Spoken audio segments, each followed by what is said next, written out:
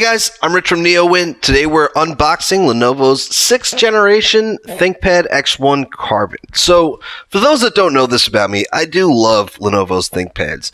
I've reviewed probably at least a half dozen of them since last year's refresh, which includes the X1 Yoga, the X1 Yoga with the OLED display, the X1 tablet, the ThinkPad Yoga 370, and the P71, which is a workstation, which was totally badass. But anyway, the one that I've kept around is the Yoga with the OLED display. And the reason I kept it around is because I want to see how it holds up over time, because this is truly just an amazing PC. So this is going to be my first time reviewing a Carbon. So the Carbon is it's a traditional laptop form factor, and we'll get this box open so you don't have to look at it.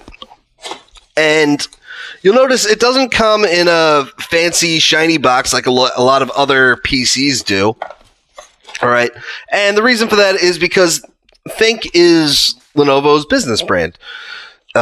If you want a consumer PC like the Yoga 920, it does come in a fancy box. So here we have it. Lenovo says that this is the lightest 14-inch business PC. So yeah, it's super light. And I asked about this because I wasn't clear on why you would get a Carbon. Because here's what's new this year. We have the 8th generation Intel processors, right? So those are great. The new U-series processors, they're quad core, where the previous generations were dual core. So you get a solid 30% increase in performance. Obviously, these business PCs are running Windows 10 Pro, so you get things like Hyper-V, which is obviously gonna be better on devices with more cores. So They updated the whole ThinkPad X1 lineup with these 8th gen chips. And again, the 8th gen chips are great. So my question was, why wouldn't you just get a Yoga? Because you get the 8th gen chips, they're integrated graphics, pretty much similar specs, but the Yoga has the additional form factors of being a convertible.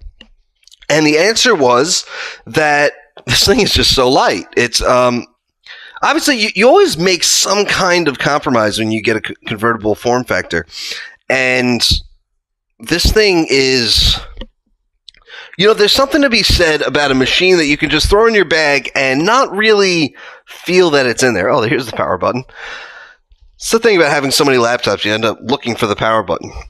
So this model does not have facial recognition. So it's an interesting thing that Lenovo did in the new Carbon is they added it's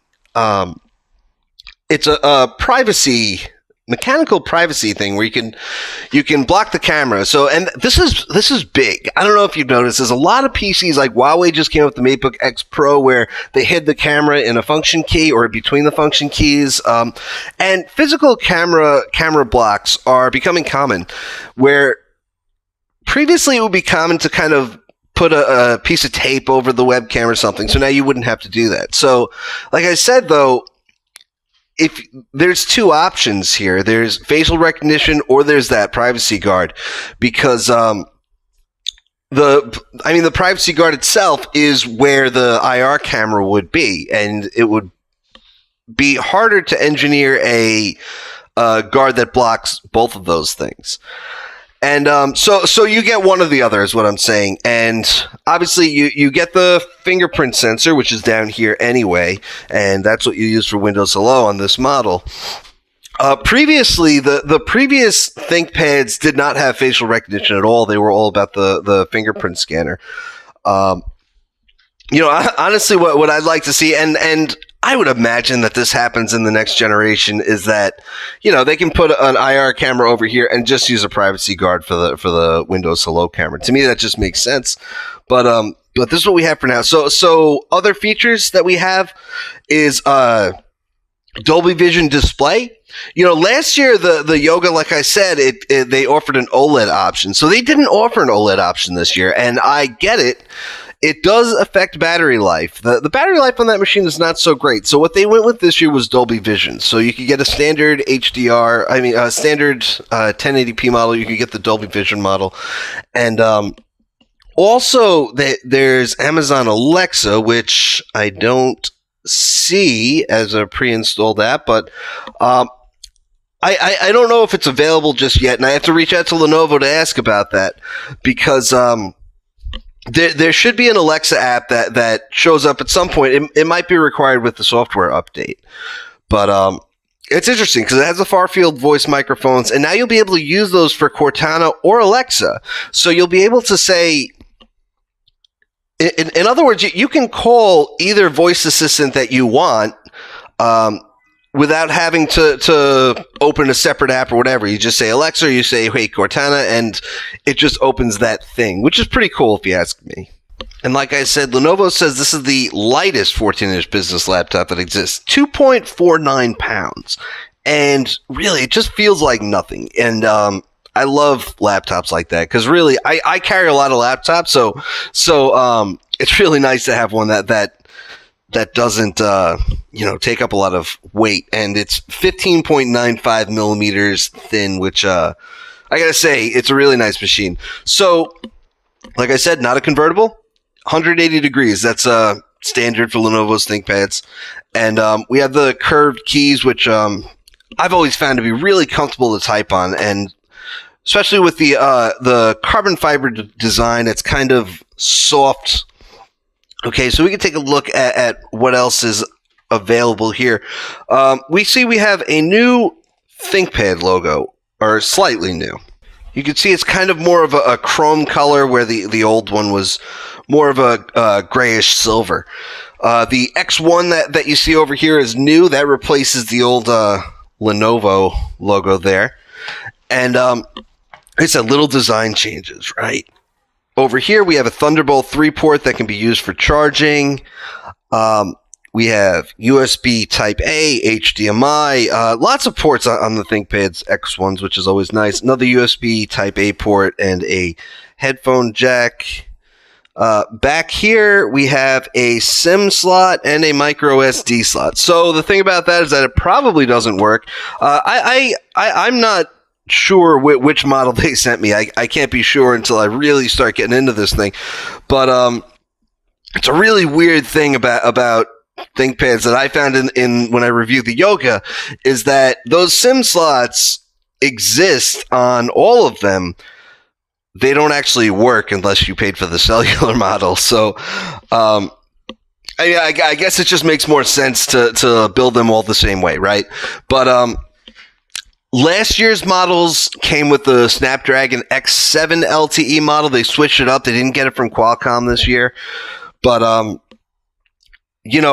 didn't get a chance to review the cellular model last year. But, I hope it does. But I don't think the cellular model is out yet. I think that comes out in May. So Thunderbolt 3, the cool thing about that is that you can plug in two 4K monitors into a single Thunderbolt 3 port, or one 5K monitor. I wouldn't really recommend doing that. Maybe one 4K monitor, but remember, this is integrated graphics. So with the 8th gen chips, you get UHD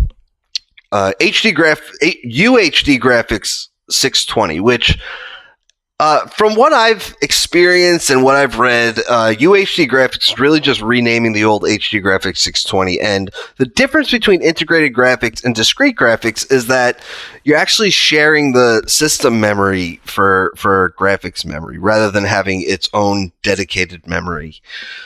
Lenovo says that all its ThinkPads are they said 12 military grade requirements. So mainly that's 810G and stuff. So what that means is that you should be able to spill something on this. It's dust proof, shock proof. You should be able to drop it. It won't break. It should be really sturdy. So, kind of a funny story. Microsoft sent me the Surface Book 2 today as well. And I picked up both packages from FedEx, and I noticed, and I don't know if this was on purpose, but I noticed that only the Surface Book 2 had a sticker on it that said fragile, which is pretty cool. If Lenovo can send these things out and FedEx, is this fragile? Nah, screw it, I'm particularly interested in trying out Alexa on a Windows 10 PC because this was a big deal. There was a number of partners that came out and announced support for this at the same time at CES, which was HP, Acer, and a few of them. And this is big because this is companies coming out and saying that Cortana isn't exciting enough to stand on its own on Windows 10. So we're gonna try out more. Although I assume I need a software update for that. I think Dolby Vision also requires a software update. So I'm gonna reset this thing. I'm gonna log in with my own account. I'm gonna download updates, and we're gonna see what we could do then. But until then. That's about all I got. There's a separate dock that plugs into the Thunderbolt 3 port, which is pretty cool. They didn't send me the dock, but it's worth noting because that is one of the features of the new PC. But that's it, man. But by the way, again, this thing is so light. It's really cool, and it is a touchscreen. Anyway, guys, that's it. I'm Rich from NeoWin. Have a great night.